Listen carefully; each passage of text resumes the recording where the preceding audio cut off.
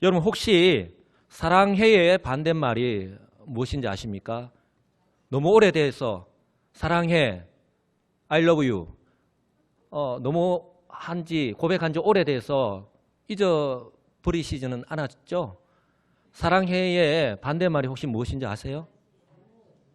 네? 아까 일부 예배 때는 미워해, 사랑 안 해, 뭐 이런 말씀들이 나왔는데 미워해, 싫어해. 영어에 보니까 막 이렇게 표현하더라고요. I hate you 이러더라고요. 싫어해, 또 사랑 안 해 이렇게 말할 수 있는데 제가 답을 가르쳐 드리겠습니다. 사랑했었어요. 사랑했었어요. 내가 과거에 당신을 사랑했었다는 거예요. 이 말은 현재는 어떤 이유에서든지 간에 내가 사랑하지 않고 있다는 거예요. 내가 사랑하지 못하고 있다는 거예요. 혹시 저와 여러분들의 모습이 아니기를 간절히 소망합니다. 여러분, 사랑은요 과거형이 아닙니다. 사랑했었어요가 아니에요.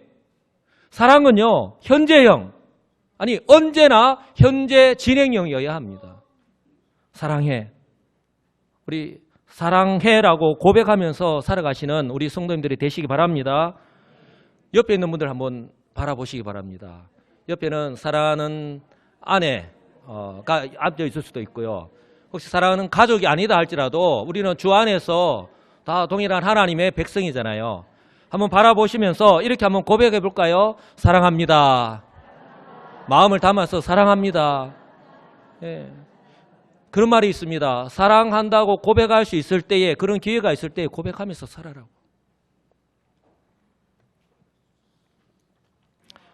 이러한 우리의 사랑은요, 사람과의 관계는 물론이고요, 하나님과의 관계에서도 마찬가지입니다. 사랑했었어요 라는 말과 같이 과거형에 머물러 있어서는 안 된다는 거예요. 그런데 많은 사람들이 이처럼 과거형에 머물러 있지는 않느냐는 것이죠. 내가 옛날에 열심히 교회에 봉사했었는데, 마치 무용담처럼 제가 전도를 하면서 만나는 많은 사람들이요, 내가 옛날에 얼마나 교회를 열심히 다니는지 모른다고, 내가 성경을 10번도 더 넘게 읽었다고, 내가 청년회 회장으로 봉사했었고, 내가 주일학교 교사로까지 봉사했었다고, 그런 분들을 향해서 제가 이런 질문을 드리고 싶어요. 그렇다면 지금 선생님의 모습은 어떠냐는 거예요. 과거의 추억에 사로잡힌 채 그것이 마치 현재의 자신의 모습을 대변해 주는 것으로 착각하면서 살아가고 있는 성도들이 오늘날 교회 안에 얼마나 많느냐 하는 것입니다. 이러한 우리의 모습과는요, 정반대로 우리에 대한 하나님의 사랑은요, 언제나 현재형, 언제나 현재 진행형입니다. 믿으십니까? 믿어야 합니다. 여러분, 믿고 살아가야 합니다. 하나님에 대한 우리의 모습은요, 상황이나 환경에 따라서 언제든지 달라질 수 있습니다. 그게 저와 여러분의 모습이잖아요. 부인할 수 없는 저와 여러분들의 모습이잖아요. 그러나 우리에 대한 하나님의 사랑은요, 언제나 변함이 없습니다. 소위 달면 삼키고 쓰면 뱉는다는 세상의 논리와는, 세상의 사랑의 방식과는요, 근본적으로 다릅니다. 우리는 이것을요, 성경 말씀을 통해서, 바로 엘리야에 대한 하나님의 모습을 통해서 발견할 수 있습니다. 엘리야는 갈멜산에서 그 당시에 이스라엘 백성들의 마음을 완전히 사로잡고 있었고, 또한 이스라엘 백성들이 형식적으로는 여호와를 섬겼지만, 저는 이 말씀이 참 마음이 아파요. 형식적으로는 여호와를 섬겼다. 이것은요, 우리가 매일 새벽마다, 아니면은 오늘도 우리가 지금 주일 예배를 드리고 있는데, 주일이니까 주 앞에 나와서 예배를 드리는 것, 형식적으로 얼마든지 예배를 드리는구나 라고 생각할 수 있습니다. 그러나 실제적으로는요, 그 이스라엘 백성들이 그들의 신으로 섬겼던 바알과 아세라, 바로 이 바알과 아세라와의 영적인 전투에서 이스라엘의 하나님이 누구신지, 여호와 하나님이 유일한 그 이스라엘의 하나님이 되심을요, 선포하였습니다. 분명하게 보여주었습니다. 그 갈멜 산상에서 1대 850. 여러분, 저 1대 850이 무엇을 상징적으로 나타내 주는지 압니까? 영적인 싸움은요, 결코 숫자에 많고 적음에 있지 않음을 분명하게 보여주는 거예요. 여기에서 저와 여러분들이요, 매일 세상 속에서 성도로 살아갈 때에 위로받고 힘을 얻을 수 있기를 주님의 이름으로 축복합니다. 바로 내가 어디에 속해 있는가 하는 소속의 중요성이 얼마나 중요한가 하는 걸 우리에게 말씀하는 거예요. 한번 따라서 할까요? 나는 하나님의 백성이다. 나는 하나님의 자녀다. 라고 하는 이 정체성 얼마나 중요한지 몰라요. 여러분, 엘리야는요, 혼자였어요. 그러나 그는 살아계신 하나님, 창조주이자 섭리주가 되시는 그 전능하신 하나님을 믿었습니다. 그러니 엘리야는요, 그 자리에 자기 혼자 있는 것이 아니라, 물론 혼자 있었지만 자기 혼자 있는 것이 아니라 바로 그 여호와 하나님께서 자신과 함께 하신다는 사실을 믿었습니다. 그러므로요, 조금도 두려워하지 않았습니다. 반면에 이 바알과 아세라 선지자는요, 무려 850명이나 되었습니다. 여러분, 좀 전에도 제가 말씀을 드렸지만 그 당시 북이스라엘에서 이 바알과 아세라는요, 대부분의 이스라엘 백성들이 믿고 따라설 정도로 소위 그 시대의 사람들의 영혼을요, 완전히 사로잡고 있었습니다. 마치 이 시대에 우리가 소위 대중문화라고 우리가 표현을 하는데, 저와 여러분들의 각 가정에 TV가 없는 가정이 없을 거예요. 여러분, 각 가정에 TV 있는데 그 TV 채널에 몇 개 있습니까? TV를 안 보시니까 모르시는구나. TV 채널이요, 300개가 넘어요. 옛날에는 지상파, KBS, MBC, SBS, 소위 지상파밖에 없었는데 이제는 종편 시대가 되어서 채널이 무려 300개가 넘습니다. 어떤 때는 뭐 프리미엄에 가입을 하면 500개가 넘는 데도 있다 하더라고요. 돌리면 그냥 우리의 눈을 혹하게 하고 우리의 마음을 사로잡는 그 TV. 또한 영화, 또한 아이돌로 대변되는 뭐 노래, 뭐 스마트폰이나 인터넷, 이런 소위 대중문화, 사람들의 마음을 사로잡고 있는 이런 대중문화보다도요, 더했으면 더했지 덜하지는 않았던 것이 바로 그 당시에 바로 이스라엘 백성들의 온 마음을 사로잡고 있던 이 바알과 아세라에 대한 그런 어떤 모습들이에요. 그런데요, 바로 그날에 이스라엘 백성들은요, 그들의 두 눈으로 똑똑히 지켜보았습니다. 누가 진짜 그들의 신인지 말입니다. 누가 그들의 하나님인지 그들이 분명하게 확인했다고 하는 사실입니다. 여러분, 바알과 아세라 이 선지자들이요, 하루 종일 그들의 몸을 헤아면서까지 이 바알과 아세라의 이름을 불러보았지만 아무런 변화가 일어나지 않았잖아요. 그럴 수밖에 없죠. 왜냐하면 바알과 아세라는 신이 아니기 때문에, 하나님이 아니기 때문에, 거짓으로 그냥 사람들의 마음만 사로잡았던 우상에 불과했기 때문에 그렇습니다. 그러나 엘리야 선지자가 여호와 하나님께 부르짖었을 때에 즉시로 응답했지 않습니까? 바로 거기에서요, 중요한 엘리야의 기도가 나오는데요. 이 엘리야의 기도가요, 엘리야가 왜 영적인 침체에 또한 빠질 수밖에 없었는지를 보여주는 중요한 내용입니다. 그리고 저와 여러분들 역시 마찬가지이기 때문에, 아주 중요하기 때문에 우리 다 같이 한번 읽어보도록 하겠습니다. 열왕기상 18장 36절에 있는 말씀입니다. 다 같이 읽어보겠습니다.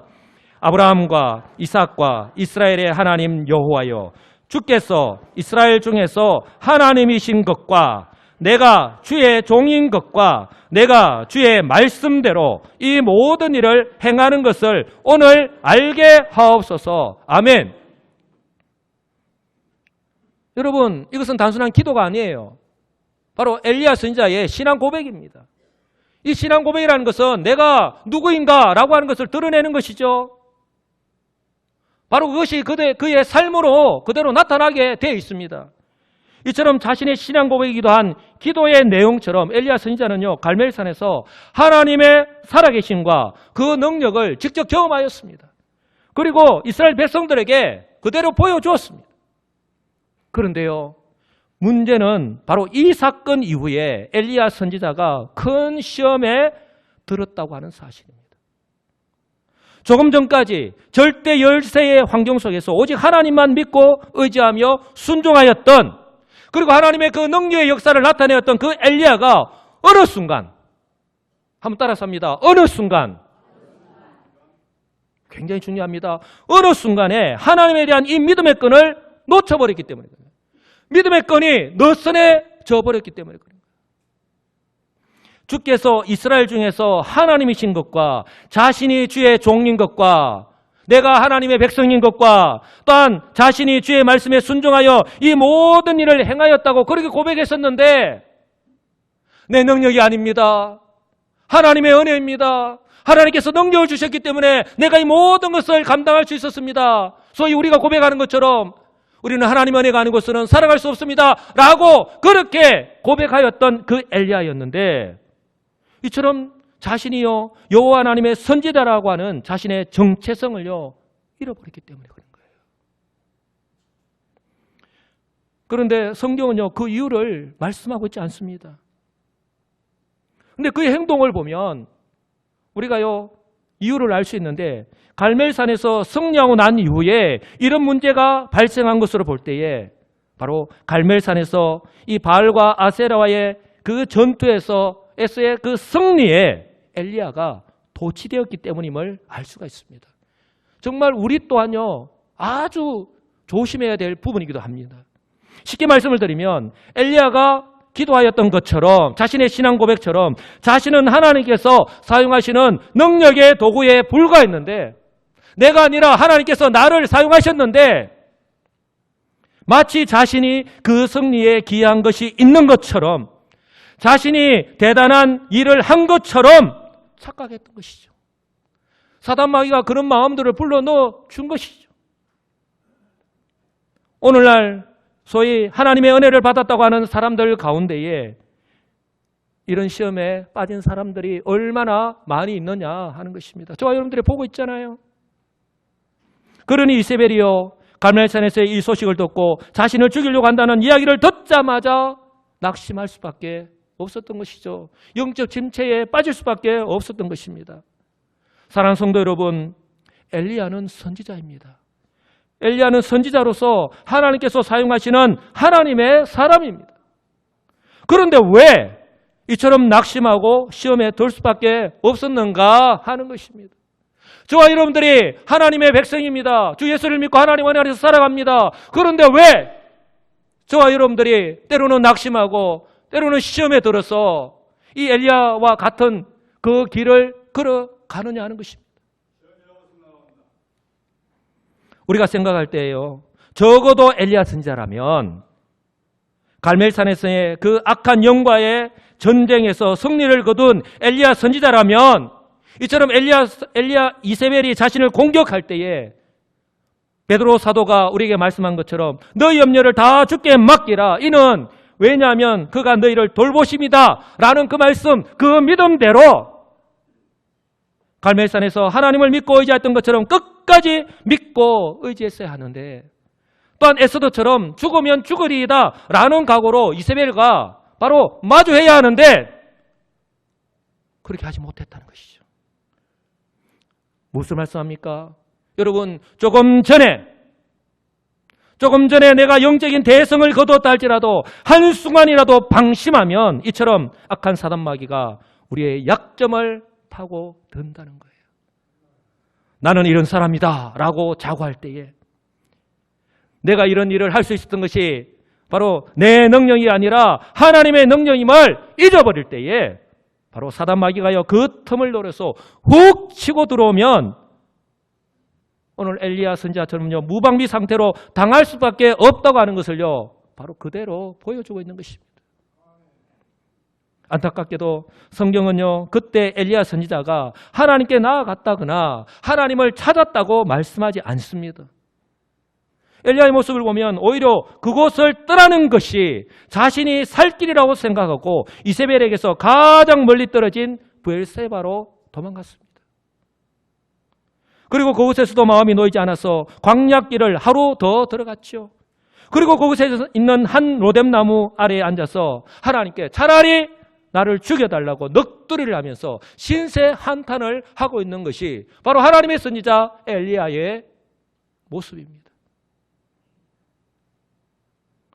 사랑하는 성도 여러분, 이 말세의 때에 성도로 살아가고 있는 저와 여러분들에게 무엇을 말씀하고 있습니까? 성도에게 있어서 신앙생활에 안전지대는 없다, 왕도는 없다라고 하는 것을 우리에게 보여주고 있는 거예요. 한번 따라서 할까요?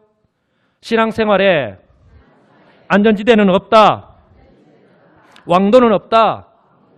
내가 누군데, 내가 그래도 목사인데, 내가 그래도 장로인데, 권사인데, 집사인데, 내가 신앙생활을 몇 년을 했는데, 내가 지금 3대, 4대째 내가 지금 신앙생활을 하고 있는데, 내가 설마. 여러분, 이 세상은요, 영적인 전쟁터입니다. 사단 마귀가요, 호시탐탐 우리 성도들을 노리고 있다고 하는 사실을 꼭 기억하시기 바랍니다. 그러므로요, 오늘 엘리야와 같이 하나님을 떠나는 순간, 신앙의 끈이 느슨해지는 순간, 여러분, 사단 마귀의 공격 앞에서 무방비 상태로 당할 수밖에 없다라고 하는 사실을 여러분 꼭 기억하시기 바랍니다. 그만큼 저와 여러분들은요, 연약한 존재들이에요. 엘리야와 같은 능력의 선지자도 이처럼 언제든지 얼마든지 낙심할 수 있고 시험에 들 수 있다는 것을 말씀을 통해서 오늘 우리에게 보여주고 계시잖아요. 사도 베드로가 근신하라 깨어라, 너희 대적 마귀가 우는 사자같이 두루다니며 삼킬 자를 찾나니 너희는 믿음을 굳건하게 하여 그를 대적하라고 말씀하신 이유가 바로 여기에 있는 거예요.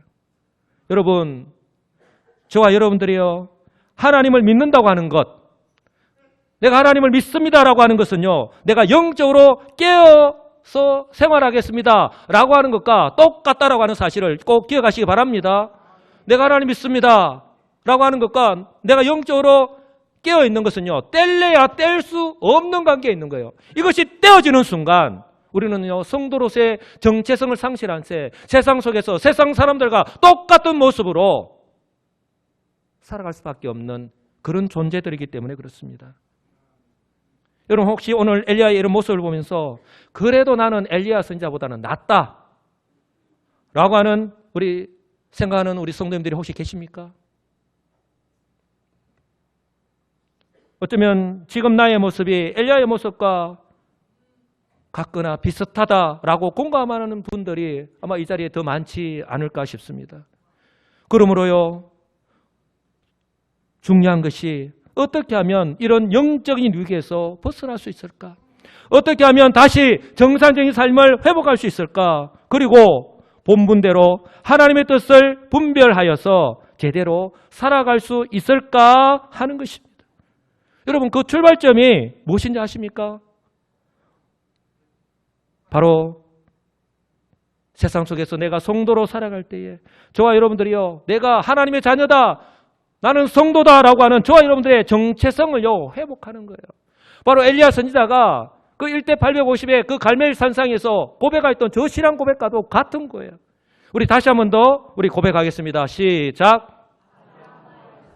이스라엘의 하나님 여호와여, 주께서 이스라엘 중에서 하나님이신 것과 내가 주의 종인 것과 내가 주의 말씀대로 이 모든 일을 행하는 것을 오늘 알게 하옵소서. 아멘.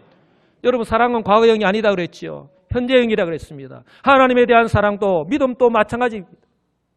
여러분, 엘리야 선지자가 저 말씀 그대로 하나님이 바로 나의 하나님이시다, 나는 하나님의 백성이다, 그리고 내가 살아가는 것 내 인간의 능력이 아니라 하나님의 그 은혜로 하나님의 능력대로 하나님께서 나에게 맡기신 그 모든 일을 감당할 수 있다라고 하는 것을 여러분 꼭 기억하면서 살아갈 수 있기를 간절히 소망합니다. 아무리 엘리야 선지자라 할지라도 이처럼 자신의 정체성을 잊어버리니까 하나님을 떠날 수밖에 없습니다. 제 아무리 선지자로 부름을 받았다 하더라도 하나님을 떠나면요, 아무것도 아닙니다. 그 삶은 아무런 의미가 없습니다. 그 어디에서도 더 이상 하나님의 선지자의 모습을 발견할 수 없습니다. 그저 현실의 도피자에 불과할 수밖에 없는 것입니다. 그러므로 엘리야에게 가장 시급한 것이요, 하나님께 나아가는 것입니다. 그런데 엘리야 선지자는 그렇게 하지 못했죠. 심지어 하나님께서 찾아오셔서 말씀하시는데도 불구하고 그 말씀을 깨닫지 못했습니다. 저는 이 모습을 보면서 어쩌면 세상이라고 하는 삶의 환경에 저와 여러분들이 얼마나 지금 경제적으로 어렵고 힘들다고 아우성치면서 살아가고 있잖아요. 우리가 이 세상이라고 하는 삶의 환경에 동화된 채로 그 가운데서 자기 만족에 빠져서 살아가면서 자기 합리화를 하면서 살아가고 있는 저와 여러분의 모습은 아닌지 모르겠습니다. 오늘 본문은요, 이처럼 심각한 상태에 놓인 엘리야 선지자와 같은 저와 여러분들을요, 그럼에도 불구하고 하나님께서 외면하시거나 포기하시지 않으시고, 한번 따라 하시기 바랍니다. 찾아오셔서 말씀하시는, 네, 하나님께서 바로 하나님의 선지자 엘리야이기 때문에 포기하지 않으시고 찾아가셔서 말씀하시는 것처럼 오늘 저와 여러분들이 주 예수 그리스도의 빛가루로 사신 당신의 자녀이기 때문에 그럼에도 불구하고 포기하지 않으시고 찾아오셔서 그리고 오늘 이 시간에도 우리에게 말씀하시는 줄 믿으시기 바랍니다. 여러분, 그 시대의 현실을 감안할 때에 그 선지자의 역할이 얼마나 중요한가 하는 것을 그 누구보다도 잘 알고 있었던 사람이 엘리야입니다. 그런데 엘리야는요, 이처럼 선지자라고 하는 자신의 정체성을 망각하고 오히려 그 원인을, 자신에게 일어난 이 문제의 원인을요, 하나님께로 돌렸습니다. 그리고 자신이 있어야 될 그 자리를 떠났습니다. 현실은 그들이 이 엘리야가 이세벨에게서 멀리 도망간 것인데요, 실상은요, 하나님으로부터 멀리 도망간 것입니다. 이런 엘리야를 하나님께서 외면하지 않으시고 그럼에도 불구하고 찾아오셨습니다. 그리고 엘리야에게 하나님이 어떤 분이신지 다시 한번 보여주셨잖아요. 여호와 하나님의 그 임재와 역사하심을 엘리야, 너의 생각과 경험의 틀 아래 가둬놓은 채 마치 동굴 비유처럼 하나님은 이런 분이시다 라고 그렇게 하나님을 평가하지 말라고 말씀하셨지 않습니까? 저와 여러분들이 이런 실수와 또 오류를 범한 채 살아가고 있는 모습을요, 그대로 엘리야 선지자를 통해서 보여주신 거예요. 그래서 하나님께서요, 똑같은 질문을 반복해서 말씀하셨는데 그럼에도 불구하고 엘리야는요, 여전히 깨닫지 못하고 있잖아요. 13절 보시면 엘리야야, 내가 어찌하여 여기 있느냐. 14절 보시면 하나님의 이 질문에 엘리야가 내가 만군의 하나님 여호와께 열심히 유별하오니 이는 이스라엘 자손이 주의 언약을 버리고 주의 제단을 헐며 칼로 주의 선지자들을 죽였음이오며 오직 나만 남았거늘 그들이 내 생명을 찾아 빼앗으려 하나이다. 변명으로 일관하는 이 엘리야의 모습. 여러분, 아까 좀 전에 보았던 엘리야가 갈멜산상에서 그렇게 하나님 앞에 기도하였던, 자신의 신앙 고백하였던 그 기도의 모습과 오늘 이 모습과는요, 여러분 너무 대조적이지 않습니까? 이 장면이 혹시 매일 아니면 매주 반복되는 저와 여러분들의 모습은 아닌지 모르겠습니다. 저와 여러분들은요, 말 그대로 지금요, 말씀의 홍수 시대에 살고 있습니다. TV나 인터넷에서요, 오늘 이렇게 예배를 드리고 있지만, 저를 통해서 하나님 말씀을 듣고 있지만 담임 목사의 설교로 만족하지 못해서 유명한 목사님들의 설교를 취사 선택해서 골라서 듣지 않습니까? 또한 성경 공부와 훈련은요, 얼마나 많이 받았습니까? 제가 무슨 말씀을 드리냐면, 적어도 우리가요, 하나님의 말씀을 몰라서 성도답게 살아가지 못하는 그런 시대는 아니다라고 하는 거예요.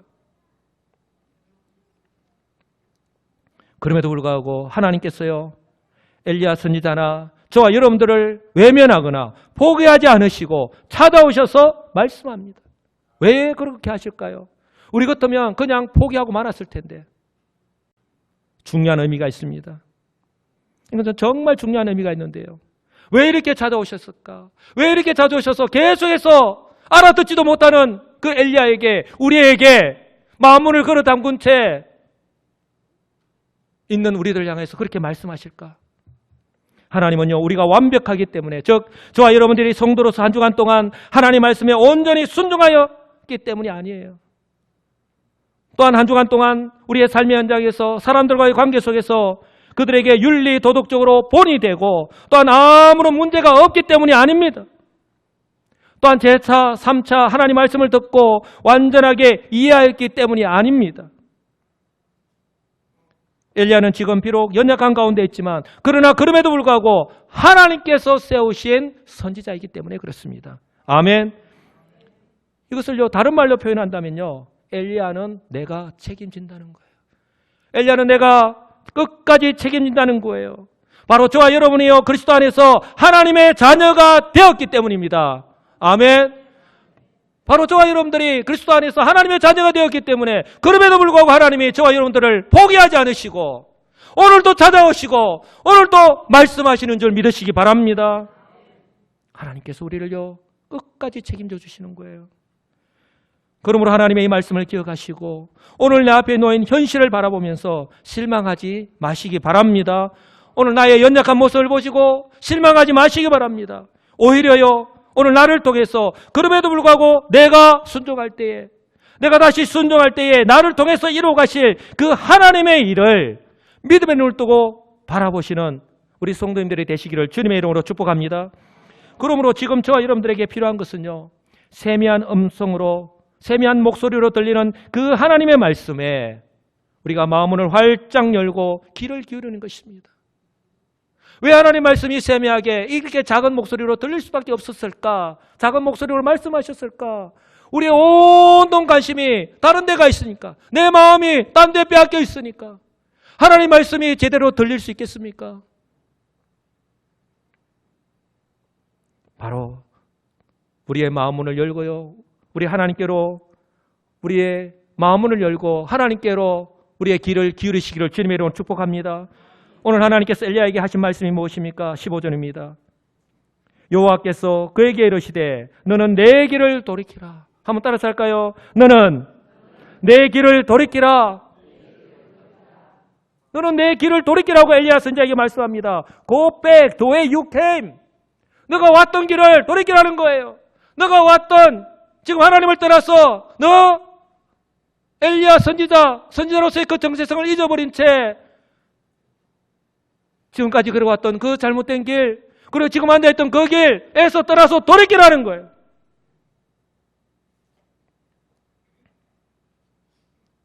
하나님께서 명령하십니다. 이 말씀이요 바로 오직 나만 남았다고 거듭해서 믿음이 없는 말씀을 되풀이하고 있는 엘리야를 향하여서 말씀하고 있는 거예요. 엘리야야 이제 정신 차리고 선지자로서 너의 본연의 위치로 돌아가라는 말씀이에요. 이제까지 너가 오직 나를 믿고 사역했듯이 이제 다시 그 자리로 돌아가라는 말씀입니다. 그리고 엘리야 너는 계속해서 너 혼자만 믿음을 지키고 남았다고 이야기하는데 결코 너 혼자가 아니라고 지금 말씀을 합니다. 18절 보시기 바랍니다. 다 같이 읽어보겠습니다. 그러나 내가 이스라엘 가운데에 7,000명을 남기리니 다 바알에게 무릎을 꿇지 아니하고 다 바알에게 입맞추지 아니한 자니라. 아멘. 여러분 엘리야 선지자가 하나님의 선지자로서 그 바알과 아세라에게 절하지 말라고 오직 여호와 하나님만이 우리의 하나님이라고 그렇게 선포했지 않습니까? 그런데 너는 왜 너 혼자만 남았다고 그렇게 이야기하느냐는 거예요. 오늘 너가 그렇게 하나님 말씀을 선포할 때에 그 하나님의 말씀대로 다 바알에게 무릎을 꿇지 아니하고 다 바알에게 입맞추지 아니한 7,000명의 믿음의 백성들이 있다는 거예요.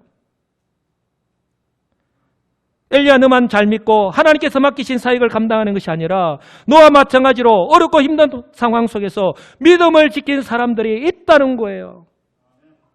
엘리야야 그동안 너가 어떻게 사역했는지를 잊지 말라는 것입니다. 결코 너의 능력이 아니라 너가 믿는 여호와 하나님의 능력이고 여호와 하나님께서 너와 함께 했기 때문에 가능했다고 하는 것을 지금 깨닫게 하고 있는 것입니다. 사랑하는 성도 여러분, 이러한 엘리야의 모습을 통해서 하나님께서 저와 여러분들에게 교훈하시는 것이 있습니다. 겸손입니다. 한번 따라서 할까요? 겸손입니다. 예, 여러분 이처럼요 내 정체성을 놓쳐버리는 순간 우리는요 겸손에서 떠났어요 교만할 수밖에 없는 거예요. 그러므로 끝까지 겸손해야 합니다. 왜냐하면요 우리는 아무런 자격이 없지만 오직 하나님의 은혜로 구원받은 주의 백성이 되었기 때문입니다. 그리고 우리를 충성되이 여기셔서 우리에게 직분을 주셨고 거룩하신 하나님의 일을 맡기셨기 때문에 그렇습니다. 할렐루야. 어찌 우리가 감히 하나님의 그 일을 감당할 수가 있겠습니까? 바로 이것이 하나님의 은혜요 복인 줄 믿으시기 바랍니다. 혹시 지금 예배를 드리는 우리 성도들 가운데도 혹시 주의 일을 하다가 한순간이라도 어떤 보상을 바라는 순간 바로 엘리야의 전철을 따라갈 수밖에 없다고 하는 사실을 꼭 기억하시기 바랍니다.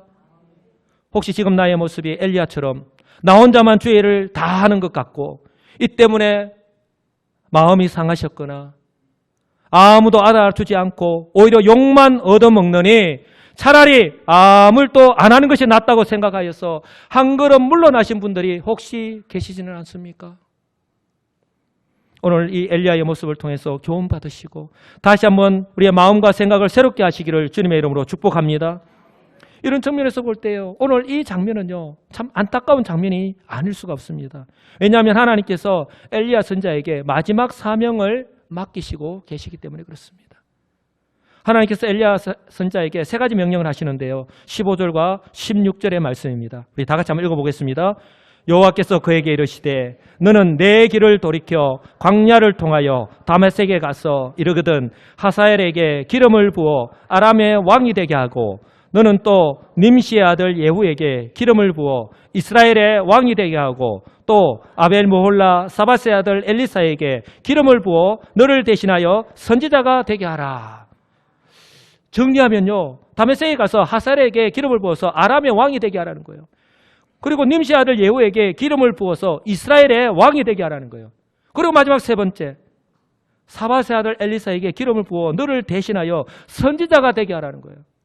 하나님께서 이제 새로 세운 이 엘리사 선지자를 통해서 이제 이 아합을 통해서 그 아합 가문을 어떻게 멸망시키는가 하는 것을 이제 20장 열왕기상 이 20장 이후에서요 보여주시는데, 그런데 오늘 저는요 이 세 번째 명령에서 엘리사에게 기름을 부어 너를 대신하여 선지자가 되게 하라는 이 말씀이에요.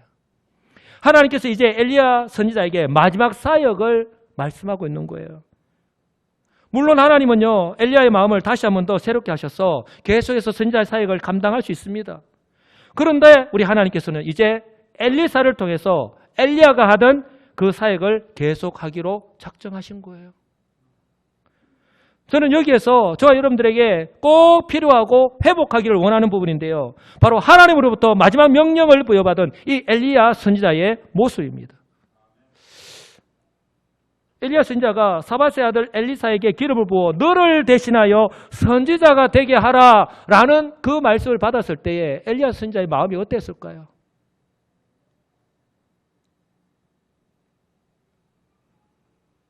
하나님의 이 말씀 앞에 엘리야가 어떻게 했습니까? 따라서 하겠습니다. 순종했습니다.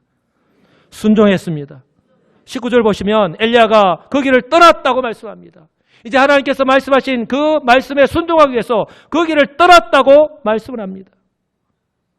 엘리야 선지자는 하나님 말씀에 순종하여서 지금까지 있던 그 자리를 떠났습니다. 자신이 여기까지 걸어왔던 잘못된 길을 돌이켰어 유턴했어 선지자로서 자신이 가야 할 길을 다시 떠났던 거예요. 하나님의 말씀을 듣고 떠났습니다. 저와 여러분들 역시 우리의 삶을 누구보다도 잘 아시는 하나님께서 말씀하실 때에 혹시라도 지금 내가 있는 곳이 하나님을 떠난 불신앙의 자리, 그래서 불평의 자리, 원망의 자리에 앉아있다면, 또한 스스로 낙심해서 성도의 정체성마저 포기한 채로 앉아있다면 그 자리에서 일어나서 그것을 과감하게 떠나시는 우리 성도들이 되시기를 주님의 이름으로 축복합니다. 왜냐하면 이 하나님 말씀에 순종하는 엘리야처럼 이것이 바로 내가 가야 할 길이고 바로 내가 사는 길이기 때문에 그렇습니다.